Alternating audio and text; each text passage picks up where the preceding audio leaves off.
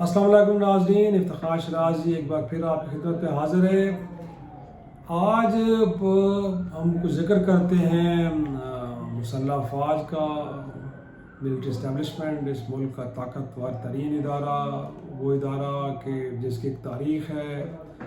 اس ملک کے اندر براہ راست 3 بار اقتدار میں رہے یہ ادارہ براہ راست، اور اس کے بعد بھی یہ ڈبیٹ میں آتا رہتا ہے ہمیشہ کہ اس ملک کے سیاسی معاملات میں فوج کا کتنا بڑا عمل دخل ہے۔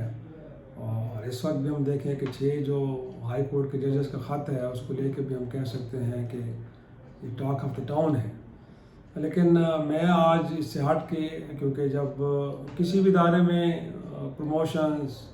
ٹرانسفر، پوسٹنگز ہوتی ہیں، وہ روٹین کا عمل ہوتا ہے، ظاہر سی باتیں ہوتی رہتی ہیں، اور یہ ایک ادارہ جاتی عمل کا ایک حصہ ہے۔ لیکن فوج کے اندر پروموشنز، ٹرانسفرز، پوسٹنگز یہ بڑا غیر معمولی ہے۔ گویا کہ اس سے جو فوج کی قیادت ہے اس کے مائنڈ سیٹ کا پتہ چلتا ہے کہ آنے والے وقت میں جو ان کی ٹیم کے اندر لوگ شامل ہیں، کیونکہ ہر شخص جو 3 اسٹار جنرل ہوتا ہے، لیفٹیننٹ جنرل کے عہدے پہ جاتا ہے، تو وہ ظاہر سی بات ہے کسی خاص سوچ کا حامل افسر ہوتا ہے۔ اور جو بھی کوئی آرمی چیف اپنی ٹیم بلڈ کرتا ہے یا جن لوگوں کو آگے پروموٹ کیا جاتا ہے، ان کے بارے میں ان کا پورا ایک ٹریک ریکارڈ ہوتا ہے کہ ان کی سائیکی کیا ہے، ان کی سوچ کیا ہے، وہ کس طرح کے خیالات رکھتے ہیں، انہوں نے کہاں کہاں سے پڑھا ہے،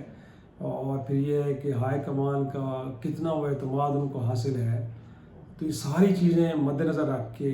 اور پھر بالخصوص جو کور کمانڈرز ہیں، یا پھر ڈی جی ایس آئی کا ہے، ڈی جی ملٹری انٹیلیجنس کا عہدہ ہے، یا چیف آف سٹاف کا عہدہ ہے جی ایچ کیو میں، یا اسی طرح کے باقی جو عہدے ہیں، یہ بڑے امپورٹنٹ نوعیت کے عہدے ہیں۔ تو وہاں پہ جو تقرریاں ہوتی ہیں، پہلے مرحلے میں تو پروموشن، گویا کہ میجر جنرل سے پھر اب جب لیفٹیننٹ جنرل کے رینک پہ پروموشن ہوتی ہے، تو یہ میں نے جیسے تمام چیزیں گنوائی ہیں، ان کو مد نظر رکھ کے کسی شخص کو آگے پروموٹ کیا جاتا ہے۔ ظاہر سی بات ہے بنیادی کرائٹیریا تو اس میں ایبلٹی ہے کہ کیا وہ اس میں اہلیت موجود ہے ایز اے سولجر کہ وہ اس لیول پہ جا کے فوج کو کمان کر سکے، کیونکہ انہیں لوگوں میں سے پھر ایک کسی نے chairman joint chief of staff committee بھی بننا ہوتا ہے، اور آرمی چیف بھی بننا ہوتا ہے، اور پاکستان جیسے ملک میں آرمی چیف کا عہدہ ایک بڑا خاص عہدہ ہے، گویا کہ اس شخص کی بڑی اہمیت ہوتی ہے۔ تو 23 اور 24 کا جو دن ہے وہ مسلح افواج کے حوالے سے بڑا امپورٹنٹ دن ہے۔ آپ پوچھیں گے کیوں امپورٹنٹ دن ہے؟ اگرچہ ہر روز امپورٹنٹ دن ہے، جس طرح کی سیکورٹی انوائرمنٹ میں پاکستان رہ رہا ہے، اور جس طرح کے سیکورٹی کے چیلنجز اور دہشت گردی کے چیلنجز درپیش ہیں، تو مسلح افواج کی قیادت کے لیے، مسلح افواج کے لیے ہر روز، ہر لمحہ بڑا امپورٹنٹ ہے۔ لیکن 23 اور 24 کا دن میں اس حوالے سے کہہ رہا ہوں کہ اس دن میں ممکنہ طور پہ فوج کے اندر پروموشنز، اور پھر اس کے بعد پوسٹنگ اور ٹرانسفرز، ظاہر سی بات ہے کہ جو لوگ پروموٹ ہوں گے لیفٹیننٹ جنرل کے عہدے پہ، کچھ لوگ جو مطلب ایک کرنل سے بریگیڈیئر، پھر بریگیڈیئر سے میجر جنرل، پھر میجر جنرل سے لیفٹیننٹ جنرل کے عہدوں پہ پروموٹ ہوتے ہیں، تو ان کی پھر تقرریاں بھی ہوتی ہیں اہم جگہوں پہ۔ اور آپ کو معلوم ہے کہ پچھلے دنوں میں کور کمانڈر منگلا جنہوں نے ارلی ریٹائرمنٹ لی ہے، وہ چلے گئے ہیں، اس کی وجوہات ایک الگ ٹاپک ہے، بٹ وہ چلے گئے ہیں۔ اسی طرح باقی جگہوں پہ بھی آپ نے دیکھا ہے کہ بیچ میں کچھ ہوئی ہے، کور کمانڈر کوئٹہ قاسم غفور صاحب این ڈی یو میں اب بیٹھے ہیں، یا اسی طرح بھی کچھ اور بھی۔ تو اب 23 اور 24 کو کچھ پروموشنز ہونی ہے ممکنہ طور پہ، اور اس کے بعد پھر ان لوگوں کو اہم کلیدی عہدوں پہ پھر تعینات بھی کیا جائے گا۔ ظاہر سی بات ہے، اب خود چیف صاحب، آرمی چیف اپنے ٹینور کے 2nd ایئر میں ہیں، اور اس کے بعد اگلے سال ان کا جو 3 ایئرس ٹینور کا جو ہے وہ آخری سال ہوگا۔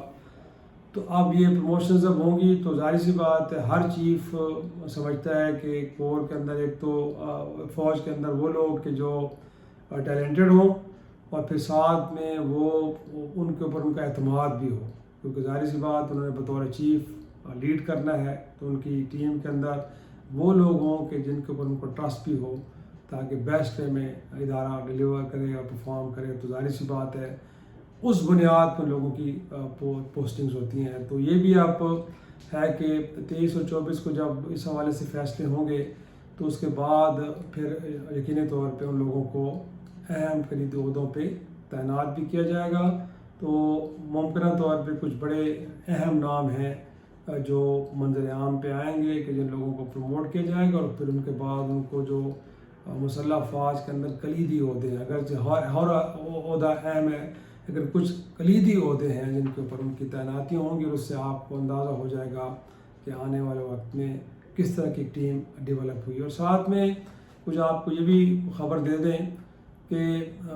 پاکستان فوج اور امریکی افواج کے درمیان ایک تعاون کی ایک نئی فضا پیدا ہوئی ہے،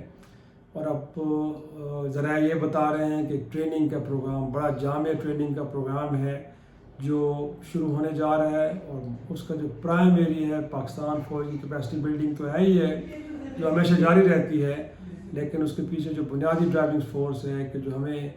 ٹیررزم کا جو خطرہ درپیش ہے اور جو ٹربل ہمیں آ رہی ہے، اس ٹربل کو کیسے کاؤنٹر کیا جائے، تو اس حوالے سے خصوصی ٹریننگ کا جو پروگرام ہے وہ ترتیب دیا گیا ہے. اور اس حوالے سے جلد ہی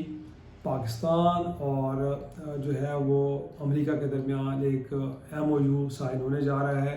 اور اس حوالے سے پاکستان میں جو امریکہ کے سفیر ہیں وہ بڑا ایک ایکٹیو رول پلے کر رہے ہیں، اور ادھر سے ظاہر سی بات ہے اسٹیبلشمنٹ کی جانب سے بھی اس معاملے کو بڑا اگریسولی فالو کیا جا رہا ہے. اور ممکنہ طور پہ جلد ہی اس حوالے سے جو ہے وہ اپروول ہو جائے گی، جس کے بعد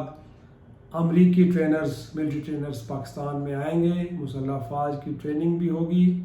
اور ساتھ میں ظاہر سی بات ہے کچھ اکوپمنٹس بھی ہوں گے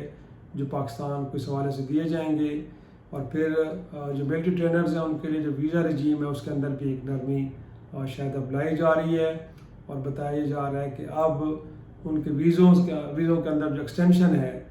وہ بھی دی جا سکے گی. اس حوالے سے بھی کوئی کیبنٹ ایک اپروول دے گی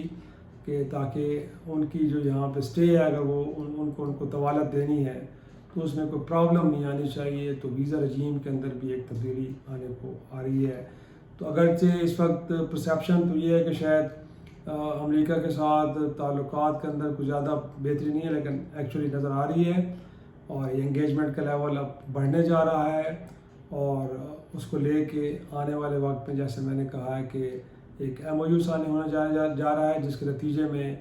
مسلح افواج کی ٹریننگ کے حوالے سے کچھ ٹرینرز امریکہ سے آئیں گے اور ٹریننگ دیں گے، اور کچھ اکوپمنٹ کی فراہمی بھی ہوگی. اور مور امپورٹنٹلی اس کا جو فوکس ہے وہ کاؤنٹر ٹیررزم ہے. تو امید ہے کہ وہ جو بارڈر ایریاز کے اندر ہمیں پرابلمز آ رہی ہیں، انفلٹریشن ہو رہی ہے بالخصوص افغانستان سے، اس کو کاؤنٹر کرنے کے لیے، اور پھر جو پراکسیز چل رہی ہیں ان کو کاؤنٹر کرنے کے لیے ایک بیسٹ وے میں جو ہے وہ ٹریننگ کا پروگرام ہوگا، اور اس کے تحت اس کو آگے لے کے جایا جائے گا. تو یہ بھی ایک اہم ڈیولپمنٹ ہے، اور پرسیپشن جو بھی ہو بٹ انگیجمنٹ کا لیول امریکہ کے ساتھ